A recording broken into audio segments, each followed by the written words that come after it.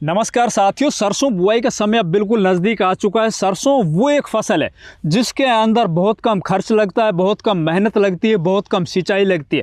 इन सब के बावजूद अगर बात करें रबी सीजन के अंदर बोई जाने वाले चाहे कोई भी परंपरागत फसलें हो, चाहे वो आपका गेहूं हो, जौ हो, उनमें सबसे ज़्यादा अगर कोई इनकम करा के जाने वाली फसल है तो वो है सरसों। और इसका जो बुआई का रकबा है ना, लगातार पिछले 4-5 सालों से धीरे धीरे बढ़ता जा रहा है। बढ़े भी क्यों नहीं, क्योंकि सरसों की जो डिमांड है ना वो हमारे देश के अंदर लगातार बढ़ती जा रही है। हमारे देश में आज भी खाद्य तेलों का आयात होता है, दूसरे देशों से मंगाया जाता है। इसी वजह से सरसों के जो बाजार भाव है ना वो लगातार साल दर साल इंक्रीज होते जा रहे हैं। रही बात उत्पादन की, तो भाई हमारे देश के अंदर बहुत सी जगह पर किसान है वो पर एकड़ मात्र 4 क्विंटल से लेकर और 6-7 क्विंटल उत्पादन ले पाते हैं। लेकिन भैया इसके विपरीत में एक सच्चाई बताता हूँ आप लोगों को। सरसों को अगर आप सही तरीके से उसकी बुआई करते हो, सही बीजों को सिलेक्शन करते हो, बुआई टाइम के ऊपर आप खेत के अच्छे से तैयारी करते हो, तो सरसों का उत्पादन है ना आप 12 क्विंटल से लेके और 13-14 क्विंटल पर एकड़ तक ले सकते हो। ये सरसों का एक मैक्सिमम उत्पादन है और इसको आराम से अचीव किया जा सकता है। दोस्तों, मैं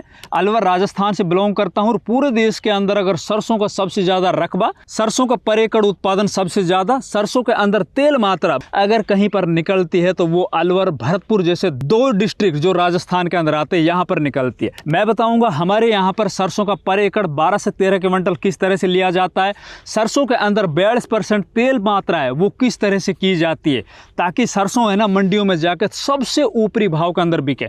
भाव की भी अगर अपन बात करें तो भैया आजकल पिछले 2-4 सालों से हर एक मंडियों में लेब के अकॉर्डिंग आपकी सरसों की लेब निकाली जाती है। उसी के हिसाब से जितने % आपके सरसों के अंदर तेल मात्रा है उसी के हिसाब से आपको रेट दिए जाते हैं। लगभग 1 क्विंटल सरसों के अंदर आपको डिफरेंस है ना वो 300 रुपए से लेके और 500-600 रुपए तक देखने को मिलता है। एक सरसों है वो 7,000 रुपए भी आज मंडी के अंदर बिक रही है। वहीं दूसरी तरफ वही सरसों जो दिखाई देने के अंदर सरसों है, लेकिन उसमें जब तेल मात्रा कम है तो वही सरसों 6,000 रुपए क्विंटल भी बिक रही है इस टाइम को मंडियों के अंदर। तो दोस्तों, आज मैं आप लोगों को इस वीडियो के माध्यम से बताऊंगा सरसों बुआई का सही समय, सरसों की बुआई करते वक्त हमें कौन कौन से बेसल डोज में खाद उर्वरक लेने जिससे कि हमारा उत्पादन भी अच्छा निकले, साथ ही तेल मात्रा है ना वो 42% या इससे ज्यादा निकले। इसके अलावा मैं बताऊंगा आपको बुआई का सही तरीका, बीज की आपको कितनी मात्रा लेनी है, बीज को किस तरह से आपको उपचारित करना, ताकि अभी पिछले 2-3 सालों से सरसों के अंदर सबसे बड़ी जो समस्या किसानों के सामने आ रही है उनको फेस करनी पड़ रही है, जो तनागलन वाली, उस तनागलन बीमारी से किस तरह से बचा जा सके। आपके खेत के अंदर तनागलन बीमारी है वो आए ही नहीं, और साथ ही खरपतवार नियंत्रण, किस तरह से हम खरपतवारों को शुरुआत में ही नियंत्रण कर ले ताकि आगे चलकर हमारे खेत के अंदर खरपतवार हो ही नहीं।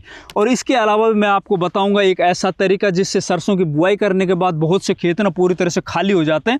अब बुआई करने के लगभग आगे जैसे सरसों जर्मिनेट होती है तो 10-15 दिन के अंदर, तो मैं बताऊंगा आपको वो तरीका जिससे आपके खेत के अंदर एक एक दाना वो जर्मिनेट भी होगा, एक एक दाना वो आखिरी टाइम तक फलियां भी देगा। तो नमस्कार, मैं इंद्रपाल यादव, आप देख रहे हैं देश का सबसे विश्वसनीय फार्मिंग यूट्यूब चैनल देश की जान हमारे किसान। अगर अभी तक इस चैनल को सब्सक्राइब नहीं किया और आप सरसों की बुआई करना जा रहे हो या फिर सरसों से आप तगड़ा उत्पादन लेना चाहते हो तो भैया प्लीज चैनल को अभी सब्सक्राइब कर लीजिए। इसके ऊपर मैं टाइम टू टाइम आपको सरसों से संबंधित वीडियो देता रहूंगा, और साथ ही वीडियो को लाइक भी करना है, दूसरे किसान साथियों तक इसको शेयर भी करना है। तो चलिए दोस्तों, अब बात करते हैं सबसे पहले सरसों बुआई का सही समय क्या है। वैसे तो लगभग 20 सितंबर के बाद मध्य प्रदेश, छत्तीसगढ़ जैसे जो राज्य, मध्य भारत के अंदर जो राज्य या फिर राजस्थान के कुछ ऐसे डिस्ट्रिक्ट जो मध्य प्रदेश के टच में है, या फिर गुजरात के कुछ इलाके जहां पर टेम्परेचर थोड़ा सामान्य होता है, वहां पर लगभग 20 सितंबर से सरसों की बुआई स्टार्ट हो जाती है। अगर मैं बात करूं उत्तर भारत की, विशेषकर नॉर्थ इंडिया के अंदर राजस्थान, हरियाणा, पंजाब, उत्तर प्रदेश, इस तरह के जो राज्य हैं यहाँ पर सरसों बुआई का सही समय क्या है। तो देखो भैया, सरसों की बुआई तो किसान 1 अक्टूबर से यहाँ पर भी स्टार्ट कर देते हैं बुआई करना, पर लेकिन एक सही समय जो सरसों बुआई का है वो है, मेरा मानना है कि 5 अक्टूबर से आप स्टार्ट कीजिए। 20 अक्टूबर के बीच के जो 15 दिन है इनके अंदर आप अपने खेतों के अंदर सरसों की बुआई कीजिए। अगर आपको 5 अक्टूबर के टाइम के ऊपर जब आप सरसों की बुआई कर रहे हो उस टाइम के ऊपर आपको टेम्परेचर थोड़ा ज़्यादा लग रहा है और रात का टेम्परेचर है वो भी 18, 17, 19 डिग्री नहीं नहीं आया अभी तो आप थोड़ा रुक जाइए, फिर आप उसको 10 अक्टूबर से लेके और 20 या 25 अक्टूबर के बीच में जो आने वाले 10 से 15 दिन होते हैं ना, उस टाइम के ऊपर इसकी बुआई कीजिए। इसके अलावा अगर आपके खेत टाइम के ऊपर खाली नहीं हो रहे हैं, जैसे कि बहुत से किसानों के खेत में बाजरा फसल होती है, बहुत से खेतों के अंदर भैया कपास नरमा फसल होती है, बहुत से खेतों के अंदर धान खड़ी हुई होती है और बहुत से खेतों के अंदर कोई सब्जी वर्ग की फसलें होती है, तो उन किसानों के खेत अगर 20 अक्टूबर 25 अक्टूबर तक भी खाली नहीं होते हैं तो भी आपको नहीं घबराना। आप नवंबर के फर्स्ट वीक में भी इसकी बुआई कर सकते हो, वहां से भी आप तगड़ा उत्पादन ले सकते हो। उसके लिए मैं बताऊंगा आपको थोड़ा सा एक्स्ट्रा एफर्ट डालने होंगे। अगर मैं बात करूं इस खेत के अंदर हमने प्याज की बुआई कर रखी है। ये प्याज हमारी लगभग 15 या 20 नवंबर के लगभग ये खेत से निकलेगी। हमारे खेत 15-20 नवंबर को खाली होंगे। मैं उस टाइम पर इस खेत के अंदर सरसों की बुआई करूंगा और फिर मैं इसके अंदर 12 क्विंटल कम से कम बता रहा हूं आपको, फिर भी इसके अंदर उत्पादन लूंगा। बाकी हमारे जो खेत खाली हो चुके हैं उनके अंदर तो हम 10 अक्टूबर से बुआई स्टार्ट कर देते हैं। अब बात आती है भैया बुआई करने से पहले हमें खेत किस तरह से तैयार करने हैं और बेसल डोज के अंदर हमें कौन कौन से खाद लेने हैं जिससे अच्छा उत्पादन और तेल मात्रा अच्छी बढ़ के मिले। तो सबसे पहले किसी भी फसल के अगर आपको अच्छा उत्पादन चाहिए तो आपको अच्छी जुताई करनी होगी। विशेषकर इस टाइम के ऊपर जो भी आपके पुरानी फसल के बचे हुए अवशेष आपके खेतों के अंदर हो, चाहे वो किसी भी फसल के, उनको आप रोटावेट कर दीजिए, अच्छे से उनको जोत के मिट्टी के अंदर मिला दीजिए ताकि वो पूरी तरह से डिकम्पोज हो जाए। अब बात आती है इसके अंदर भैया सिंचाई की। देखिए सरसों की दो तरह से बुआई होती है खेतों के अंदर। जिनके खेत खरीफ सीजन के अंदर खाली पड़े हुए होते हैं ना, जो खरीफ सीजन के अंदर अपने खेतों के अंदर कोई भी फसल की बुआई नहीं करते, उनके खेतों के अंदर बरसातें जब होती है तो वो बरसात की नमी को सहेज के रखते हैं, जुताई करके और ऊपर से पाटा लगा के रखते हैं। उन खेतों के अंदर फिर वो सरसों की बुआई करते हैं, तो उसके अंदर तो ऊपर से पड़े हुआ करने की आवश्यकता नहीं है। लेकिन जिन खेतों के अंदर कोई भी फसल आपने लगा रखी थी खरीफ सीजन के अंदर और वो फसल काट के फिर आप सरसों की बुआई करने जा रहे हो, तो उन खेतों के अंदर आपको पड़ेवा करना होगा। पड़ेवा करते वक्त जब आपने ये खेत जोते थे, जिन खेतों के अंदर पुराने बचे हुए अवशेष थे, उन खेतों के अंदर आप पड़ेवा करने से पहले जो भी आपके जुते बहे खेत है उसके अंदर आप पड़ेवा करने जा रहे हो, उनके अंदर आप 25 किलो से लेकर 35-40 किलो अगर यूरिया छिटक देते हो और ऊपर से आप सिंचाई करते हो, पड़ेवा करते हो, तो आपके खेत के अंदर जितने भी बचे हुए पहले पुरानी फसल के अवशेष थे ना, वो पूरी तरह से डिकम्पोज हो जाएंगे, बहुत शानदार काम करेगा। अब पड़ेवा आपने कर लिया, आपके खेत के अंदर नमी तैयार हो चुकी है, या फिर ऐसे खेत जिनके अंदर बारिश की नमी सहेज करके रखी हुई, वो खेत ऑलरेडी पहले से तैयार है। अब इसके अंदर बात आती है भैया बेसल डोज की। अगर आपके पास देसी खाद पड़ा हुआ है, चाहे वो 2 ट्राली हो 3 ट्राली हो, तो आप अपने खेत के अंदर उसको छिटक दीजिए, बुरकाव कर दीजिए, फैला दीजिए, बहुत अच्छा है। अगर आपके पास खाद नहीं भी है तो भी कोई बात नहीं, मैं बताता हूं अब आपको बेसल डोज के अंदर रासायनिक खाद जो सरसों फसल के अंदर सबसे जरूरी हैं, जिनकी बहुत ज़्यादा आवश्यकता पड़ती है। तो सबसे पहले सरसों के अंदर आवश्यकता पड़ती है फॉस्फोरस की। फॉस्फोरस अगर आपके खेत के अंदर अच्छे से अवेलेबल होगा तो सरसों की जो जड़ें हैं ना, वो नीचे गहराई तक जाएगी। जितनी ज़्यादा सरसों की जड़ें होंगी, जितनी ज़्यादा वो गहरी जड़ें होंगी ना, उतना ऊपर चलकर पौधे का स्ट्रक्चर तैयार होगा, उसका कैनोपी तैयार होगी, पौधे के अंदर उतनी अच्छी भैया ब्रांचेज निकलेगी। जितनी ज़्यादा ब्रांचेज होगी उतनी ज़्यादा उसके अंदर फलियाँ आएंगी, और जितनी ज़्यादा फलियाँ होंगे ना उतने उसके अंदर दाने होंगे और उतने उत्पादन ज़्यादा होगा। तो फॉस्फोरस पूर्ति के लिए मैं 3 तरीके बताते हैं आपको। पहला है भैया SSP, single super phosphate. Single super phosphate के अंदर 16% फॉस्फोरस मिल जाएगा। इसके अलावा इसके अंदर भैया सल्फर भी मिलेगी और साथ इसके अंदर थोड़ी बहुत मात्रा में कैल्शियम भी मिलेगी। अब सिंगल सुपर फास्फेट की पूर्ति के लिए आपको एक ही बैग नहीं रखना होगा, आपको पर एकड़ कम से कम 2 से 2.5 बैग डालने होंगे, तब जाकर आप DAP जितना फॉस्फोरस है ना उसकी आप पूर्ति कर सकते हो। दूसरा विकल्प है इसके अंदर भैया फॉस्फोरस पूर्ति के लिए आपको इसके अंदर DAP डालना होगा। अब DAP आपको कितना डालना होगा? 1 बैग पूरा। DAP के अंदर लगभग 46% फॉस्फोरस मिलता है, वहीं पे 18% इसमें नाइट्रोजन भी मिलेगी। अगर आप SSP यूज कर रहे हो, सिंगल सुपर फास्फेट यूज कर रहे हो, तो इसके अंदर आपको नाइट्रोजन पूर्ति के लिए थोड़ा सा यूरिया की आवश्यकता पड़ेगी। लगभग आप 20 किलो यूरिया पर एकड़ के हिसाब से खेत के अंदर ऊपर से छिटक दीजिए। उसको आपको फर्टिलाइजर वाली मशीन के अंदर डाल के ना बोना नहीं है। अगर उसको बोगे आप तो फिर SSP वाला जो खाद है और यूरिया है ना, दोनों मिल जाएंगे और वो निकल नहीं पाएंगे मशीन के अंदर से। अभी 2 तरह के खाद तो हो गए, अब तीसरा खाद बताता हूँ। अगर आपको DAP नहीं मिल रहा है, अगर आपको सिंगल सुपर फास्फेट है वो ऐसा लग रहा है कि यार इसको बहुत ज़्यादा डालना पड़ेगा फिर जाके इसकी फॉस्फोरस की पूर्ति हमारे खेतों में हो पाएगी, तो भैया आपको तीसरा विकल्प बता रहा हूँ जो सबसे बेस्ट विकल्प है। अगर आपके एरिया में, आपके आसपास में ट्रिपल सुपर फास्फेट मिल रहा है तो एक पूरा बैग पर एकड़ ज़मीन के अंदर आपको उसकी बुआई कर देनी है। इसमें आपको डीएपी के बराबर ही 46% फॉस्फोरस मिल जाएगा और साथ ही इसके अंदर आपको लगभग 15% कैल्शियम भी मिल जाएगी अलग से।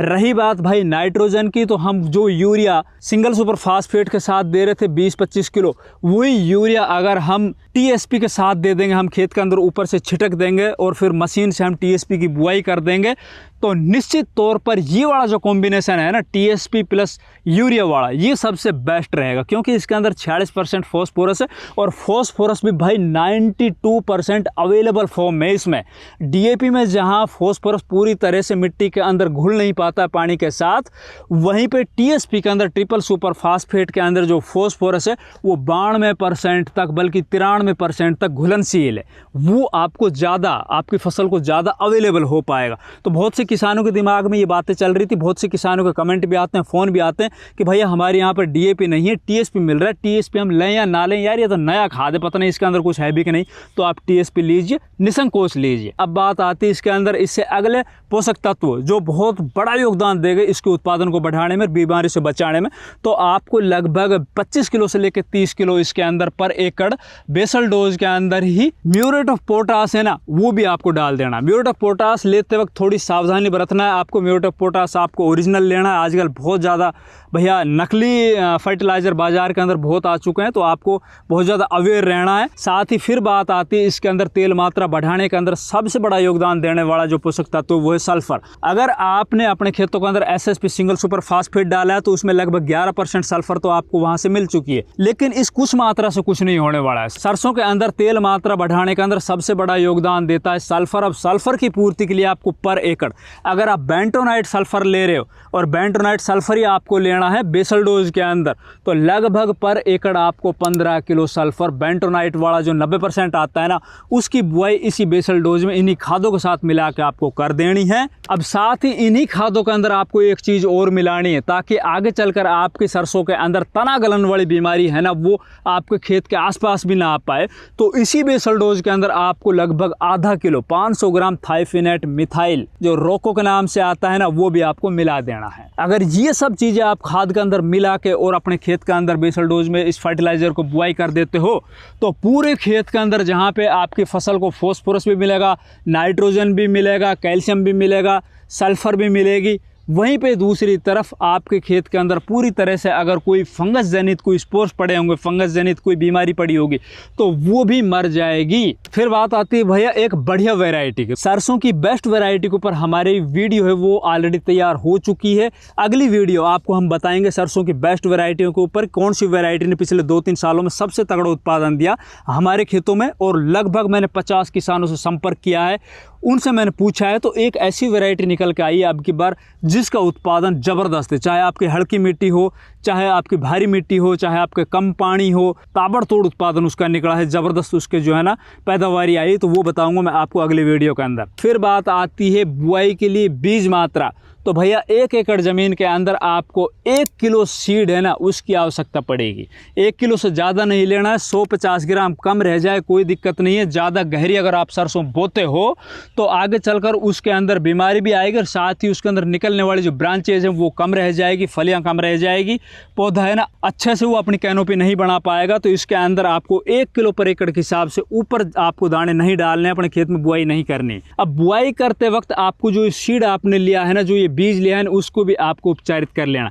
उपचारित करने के लिए आपको इसके अंदर एफआईआर विधि अपनानी है। एफआईआर विधि का अंदर पहले फंजीसाइड लेना है, जैसे कार्बेंडिजम होता है, मैनकोजेब होती है, दूसरा आपको लेना है इसके अंदर इंसेक्टिसाइड, और फिर लेना है आपको कोई भी राइजोबियम कल्चर जो आते हैं ना वो। फिर आजकल बाजार के अंदर बहुत से अच्छे कॉम्बिनेशन है, जैसे कि एजोक्स्ट्रोबिन के साथ थाइफिनेट मिथाइल और थाइमेथोक्सोम के कॉम्बिनेशन आ रहे हैं। 2 ml पर 1 किलो बीज के अंदर आपको सीड ट्रीट कर देना है, उसको अच्छे से सुखा लेना है, फिर दोबारा इसके अंदर आपको खेतों के अंदर उसकी बुआई कर देनी है। अब बुआई करते वक्त आपको कौन सी विधि अपनानी? हमारे देश के अंदर एक तो ब्रॉडकास्टिंग विधि से सरसों की बुआई होती है, दूसरा हमारे देश के अंदर जैसे हम अपने यहाँ पर करते हैं भैया वो सीड ड्रिल मशीन से करते हैं। आप सीड ड्रिल मशीन से बुआई कीजिए, वो सबसे बेस्ट होता है। अगर आप ब्रॉडकास्टिंग विधि से बुआई करते हो तो आगे चलकर पौधा है वो गिर जाता है, उसके अंदर अच्छे से ब्रांचेज नहीं निकल पाती, पौधा अच्छे से पूरी अपनी कैनोपी नहीं बना पाता है। आप अगर खुडों के अंदर, मेड़ों के अंदर इसकी बुआई करते हो सीड ड्रिल मशीन से, तो निश्चित तौर पर आपकी जो फसल आगे चलकर बहुत शानदार कैनोपी बनाएगी, बहुत अच्छे से उसके अंदर निकलने वाली ब्रांचेज वो होगी। ये काम करने के बाद फिर बात आती है खरपतवार नियंत्रण।